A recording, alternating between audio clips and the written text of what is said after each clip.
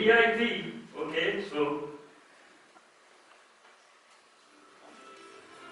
I've been this great over the last couple of months, and it's good to get back to being able to actually try things and work with me, because I tried to go to the stage of work, I tried to go to the journey of work.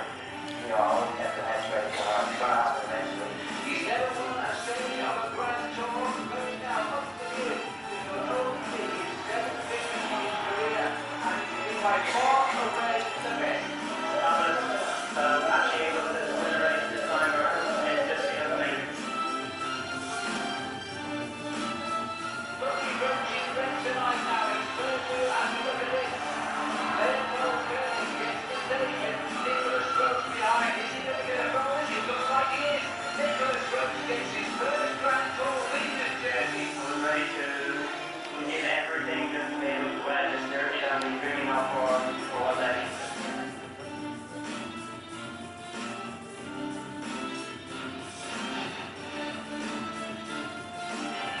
Very wise by Nicholas Roche. He's now in fifth place. He hits the line. That is a ride. You know, this one's outside of why the next officers are kind of pushing me to find my own business as well. Well, the conditions here really couldn't get much worse at the moment. It's freezing cold.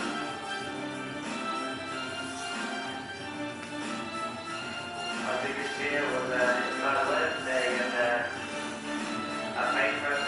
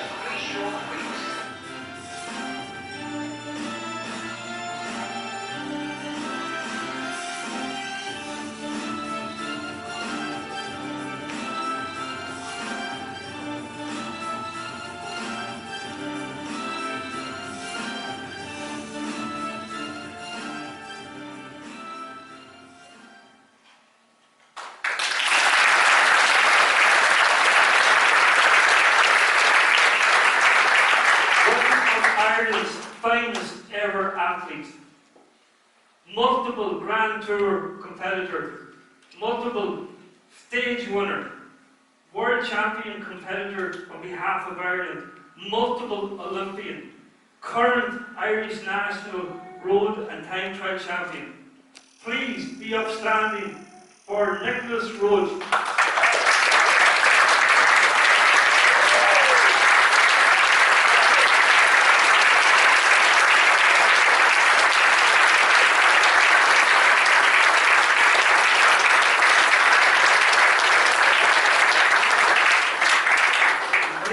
Give a big round of applause to our MC for tonight, John.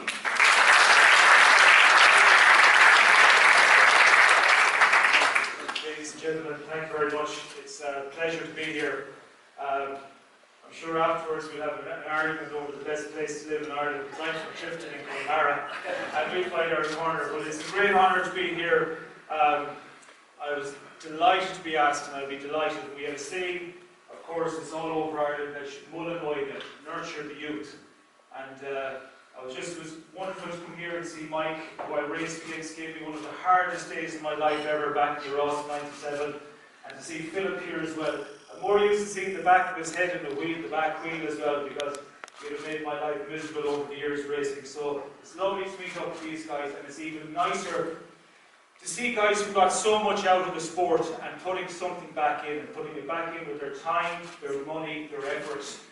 And that is the future, because of course cycling is such a determined sport. It's very selfish at times, because you have to be, and it's just wonderful to see that, and it's a credit to them, and it's a credit to see Nico as well, putting his time and effort as well. So look, it's a pleasure to be here. I'm delighted. We're going to take a few questions from the floor afterwards, or as we go on, so if you want to be thinking about that, we will. So, you know, when I was asked to come here tonight, I was just thinking on the way up about the journey, and we want to keep it informal. We just want have a bit of fun with it. And you know, Nico, I was just thinking when we started off, there's a saying in the horse breeding business, you know, that an ounce of breeding is worth a ton of feeding. And you were born in the same month as the Tour de France. You were on the Tour de France podium with your dad at 3 years old.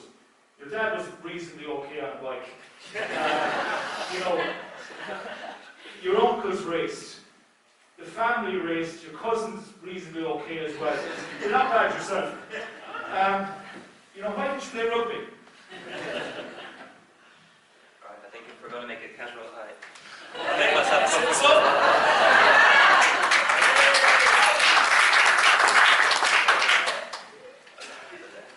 But first of all, thanks for the warm welcome. Really touches me. Well, to go back to your question, I did play rugby. I know. Eventually, I tore my cruciate ligament and I had no other choice. I wasn't a bad rugby player actually, and I was really looking forward to maybe a possible career. But you know, at that age, I used to do Monday, Tuesday, Wednesday rugby. Wednesday night, the Boudin League in the back of the airport in Dublin. Thursday, Friday, Saturday rugby. Sunday bike race. There wasn't much left by the time I got to Sunday, I can tell you that. So I think the best thing that happened was that I tore my cruciate ligament and I was out. I couldn't do any other sport. I was too young for an operation. So eventually all I could do was pedal. And once I started doing 4 or 5 training on a bike, not in a football field or on a rugby pitch, I was able to quickly progress. And yeah, then just, you know, as you get good at it, you enjoy it even better. What age were you when you did that cruciate ligament? 15. Yeah. And tell us then about, you know, maybe... Do we need the mic? Or can everybody hear me? Keep it. We do, yeah. Okay. Can you hear me? Yeah. I'd make a good guard, wouldn't I? Enough of that down there. You know, what was the progression then, we'll say, from taking over? You know, did the penny drop? I know it's something you probably always did, but the league races there at the back of the airports, you know, when did it get serious then and you thought, yeah, there's something in this now? Well, you know, cycling is not a sport like soccer where you know, the guys that signed at Man United at 15, or like Messi, they went and hunt them down in Argentina at 10 or something like that. Cycling is something that it's a very late maturing sport. So in a way, it's not great when you have to plan ahead, because there's a lot of kind of gambles and risks you have to take, because it's really at the wrong age. You know, when you're 18, it's kind of critical already for cycling, but it's not that critical yet. But yet again, it's critical for your studies, it's critical for, you know, what you're going to do in your life, where you're going to go to university, what do you want to study, are you going to work, where are you going to work, and cycling is a maybe. It's not yes, I'm good. At 18, it's impossible to know if you're going to be pro or not. But you kind of have to think, do I want to be pro? Am I ready to take the risk? Yes, no, and kind of balance things out. So when I was junior, it's really, so like I said, just after when I started doing my knee, I had a great end of the year, and the year after going into the juniors, I really started, you know, getting results in World Cups and winning World Cups. And I was like, well, I'm not that bad at it, and why not think about it in the next few years? But then obviously the parents sit on a different side, and the most important thing was my education at that time. So cycling was good, but take it easy.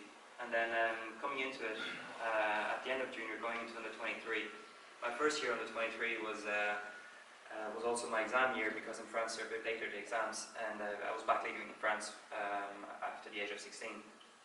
And well, it was a bit complicated, because Dad said, no, till the exams, till June's not gone, you're staying here, you're doing your training, doing a bit of racing, but nothing serious.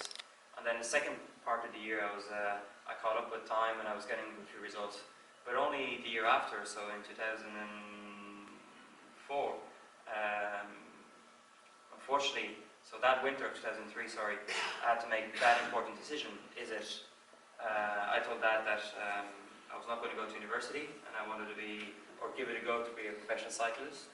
I can tell you that did not go down very well. That's what I was going to. And you know, we probably had one of our biggest arguments.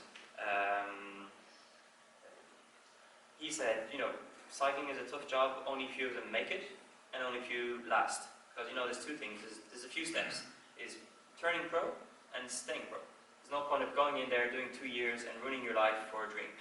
And unfortunately with cycling, like I said, because of its late maturing sport, you have kids who chase dreams until 26, 27, and then they wake up one morning and they're never going to be pro because it's too late.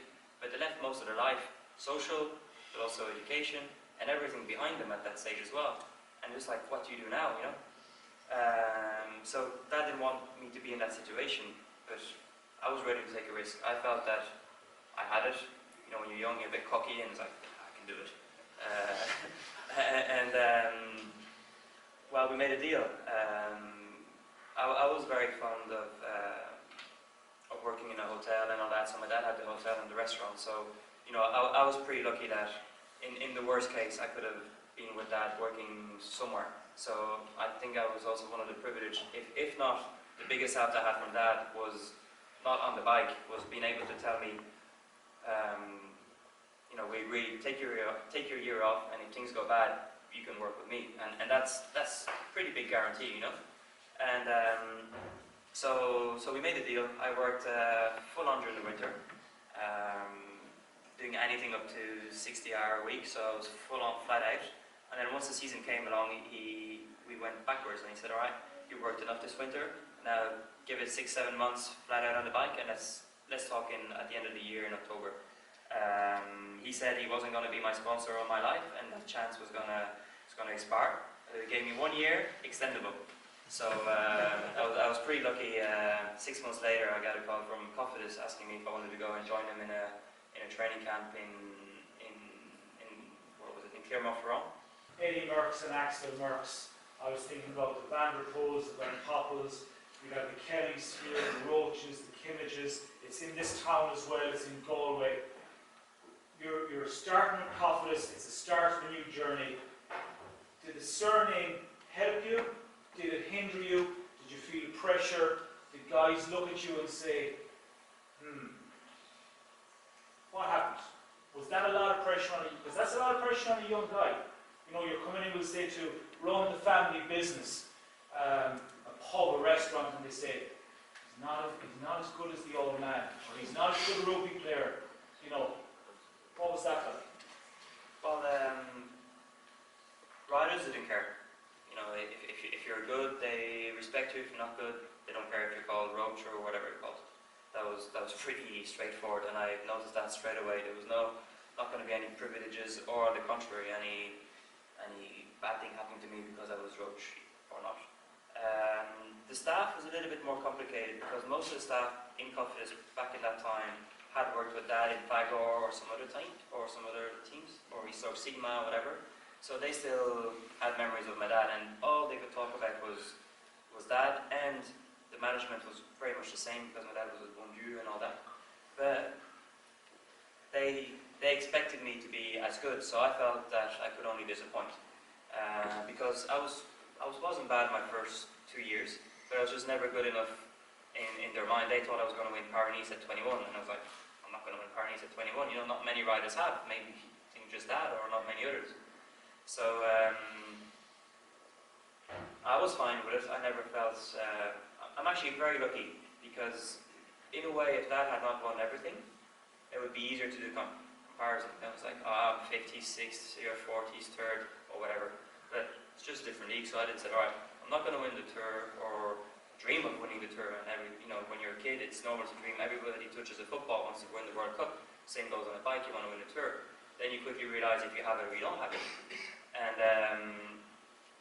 And for me, it was about giving everything. I was okay with myself, and in a way, I didn't really care what the others thought. I was just doing my own thing, and didn't like Confidence at all mainly because of that. I always felt I was always in his. They were always talking, and I felt I could only disappoint. So I changed atmosphere and went to Credit, and then I think that was a smart move at the time, and they gave me a bit more of my chance and respected me, and it was a bit better. Do you find that with teams, and you've changed teams now a few times, you've gone from French-speaking teams to an English-speaking team, and now with BBC. Is there a culture or an attitude difference in each team, and you just say, yeah, I click with this? Every team has its own personality. Everyone says, oh, what's the difference between Tinkoff and then with Sky and now with BMC? At the end of the day, it's a cyclist on a bike, and that stays the same. It's very, very marginal that it's the colour of the jersey, but then it's all details. It's like, yeah, you prefer Castelli than Assos, or Assos to Rafa, and the chamois not right, or the socks are too long, and that's it. Or yeah, your travel expenses are different, but it's all very, very small details. At the end of the day, it's a bike race. They're very, very similar teams in terms of budget, and they've all won Grand Tours, but every team has a little bit of their own kind of personality. But that's more as a general feeling, It depends a lot of how many nationalities you have in the team. With Saxo Bank at the beginning, it was mainly Danish riders and then a lot of Italian. And at the dinner table, we speak Italian, and I'd overhear Danish conversations. And then you go to Sky, and there was full-on English. A part where I rode a lot with the Spanish group, so it was a lot of Spanish talking there as well. How many languages do you speak now? Or none. Good anyway.